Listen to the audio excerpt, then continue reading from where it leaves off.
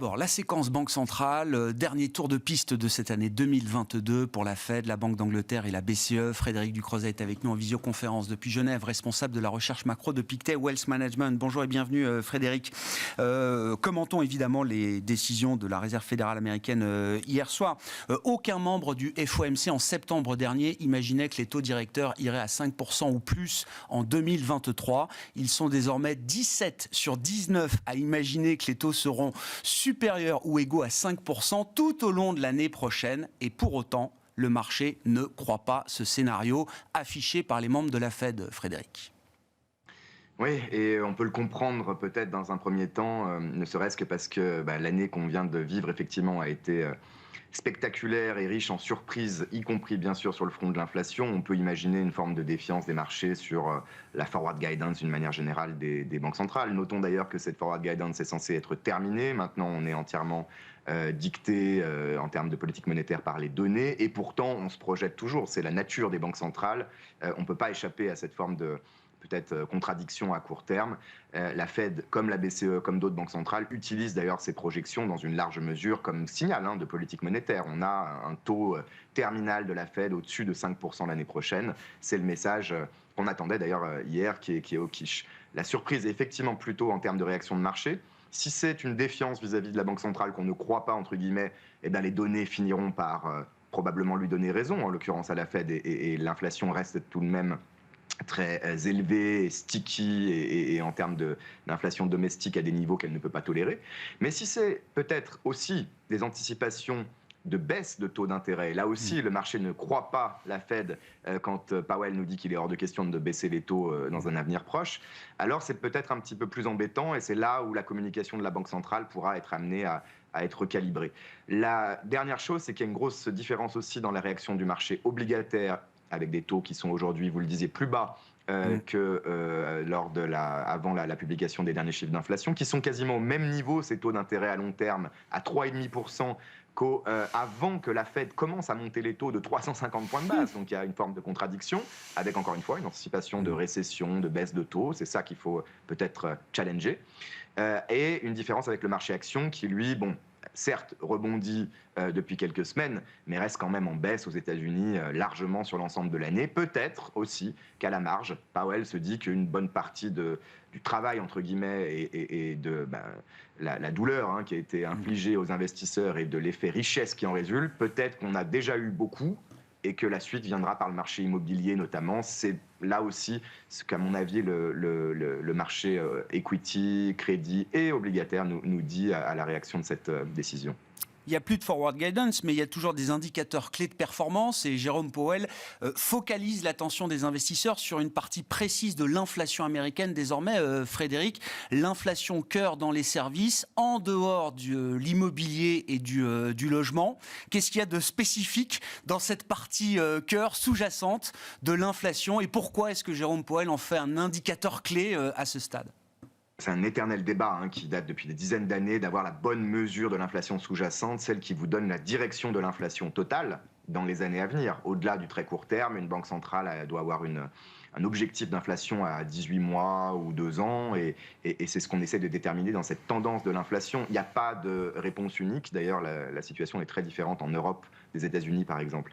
Il se focalise sur ce noyau dur de l'inflation dans les services hors shelter, hors immobilier, parce que tout le reste est amplifié par un certain nombre de distorsions statistiques. L'énergie, il faut pour l'instant la mettre de côté. L'alimentaire, on ne comprend pas très bien tout, mais c'est en train, enfin, de s'améliorer. Les goulots d'étranglement qui se sont progressivement dissipés.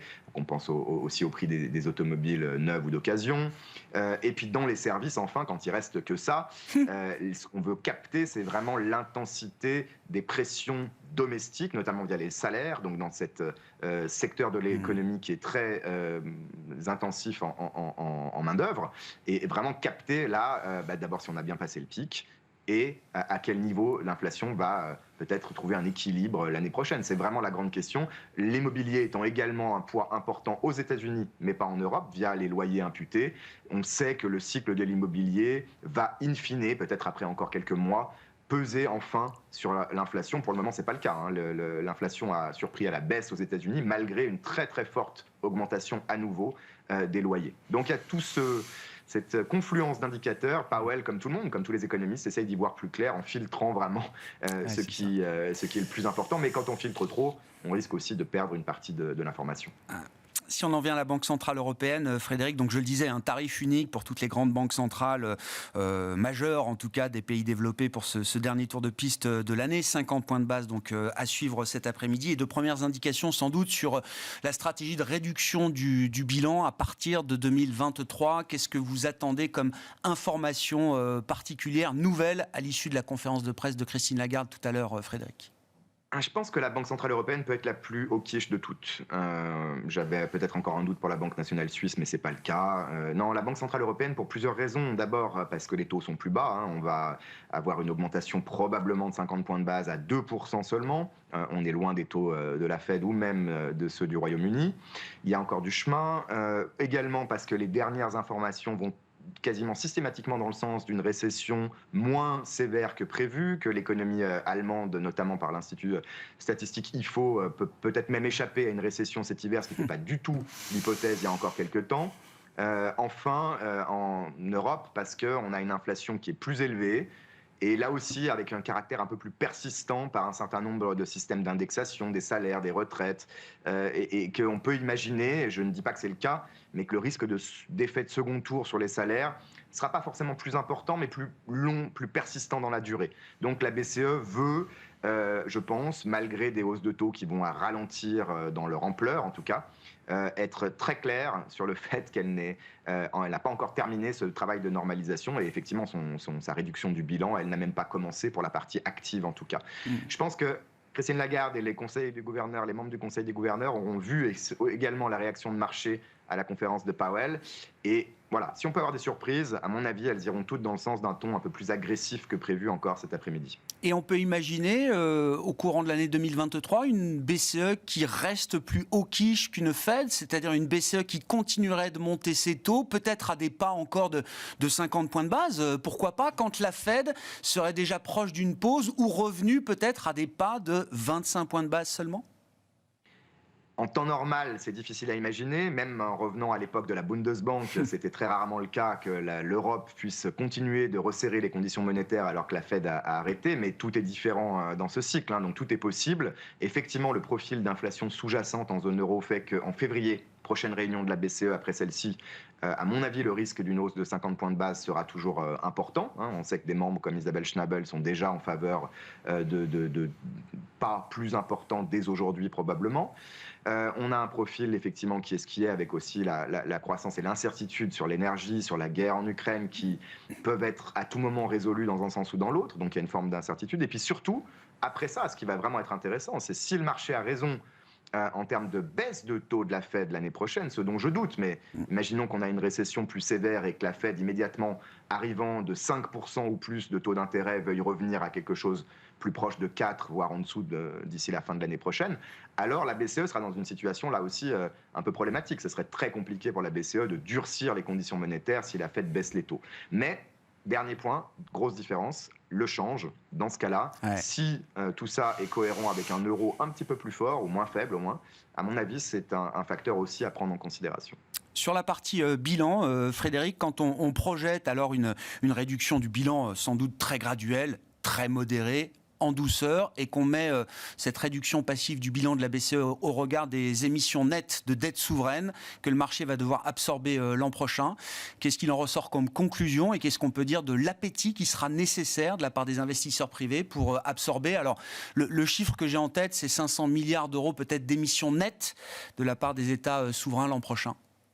Oui, et en plus ce chiffre masque le fait qu'on vient d'une situation où la BCE, même à la marge, même simplement en réinvestissant les tombées des dettes qui sont à son bilan encore jusqu'à aujourd'hui, eh bien, a contribué à absorber une partie de ces émissions nettes. Donc on verra si il y a des facteurs également qui peuvent aider quand même à absorber une partie de ces émissions, ou en tout cas les réduire même. Les États ont beaucoup de cash aujourd'hui qu'ils peuvent utiliser. Il y a une forme de gestion de la dette qui sera très importante en termes de maturité.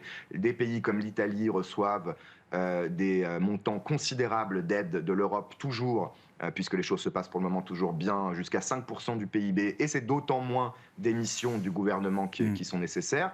On comprend pourquoi le marché aujourd'hui, avec une BCE crédible, voit le verre à moitié plein. Il faut espérer qu'on n'ait pas un choc récessif ou un choc de confiance, parce que je pense qu'effectivement, si on se réveille un jour dans le marché obligataire en refaisant le calcul de ces émissions nettes à absorber, et même si la BCE ne réduit son bilan que de 20 milliards par mois, comme je m'y attends, la balance entre l'offre et la demande a complètement changé. Et c'est un risque supplémentaire, je pense, que la BCE, évidemment, prend en compte. J'imagine pas la BCE faire quelque chose d'agressif, comme par exemple vendre directement de la dette dans le marché, surtout après l'expérience qu'on a eue au Royaume-Uni, qui aussi, à mon avis, a aidé à rééquilibrer un peu ses anticipations et peut-être trouver aussi un accord plus facilement entre les faucons et les colombes du Conseil des gouverneurs. Pour finir, sur le marché, la stratégie d'investissement qu'on a envie d'avoir pour démarrer 2023, une fois qu'on a dit tout ça, Frédéric, et l'idée que les incertitudes sont loin d'être toutes levées, en tout cas à ce stade, comment est-ce qu'on a envie de commencer stratégiquement, ou tactiquement même plutôt, l'année 2023 sur les marchés ? Écoutez, il y a beaucoup d'incertitudes, mais il y a une certitude, c'est que les taux d'intérêt sont élevés aujourd'hui et vont le rester, selon nous, pendant encore un bon moment. On peut discuter des baisses de taux en fin d'année prochaine, mais on n'en est pas là. Je pense que le cash et surtout maintenant le crédit de bonne qualité des compagnies américaines, à terme européennes, les plus résilientes dans un environnement d'inflation relativement élevé encore, est à privilégier, et que maintenant on n'avait pas de fixe, on n'avait pas d'income, on a quelque chose qui semble fixe, et puis on a de l'income, on a du revenu. Donc ça me paraît un pilier essentiel maintenant d'une stratégie d'investissement multi-actif. Vous pouvez imaginer plein d'autres choses autour de ça. Je pense au yen et à l'histoire du Japon qui sera très intéressante l'année prochaine. La Chine, évidemment, les choses bougent. Mais voilà, la structure d'un investissement un peu classique, d'un portefeuille 60-40, me semble beaucoup plus favorable, non seulement pour l'année prochaine, mais pour les 10 ans à venir. Et oui, le grand reset 2022 permet de réouvrir quand même un certain nombre de perspectives en matière d'investissement diversifié. Merci beaucoup Frédéric. Frédéric Ducrozet avec nous, responsable de la recherche macroéconomique de Pictet Wealth Management.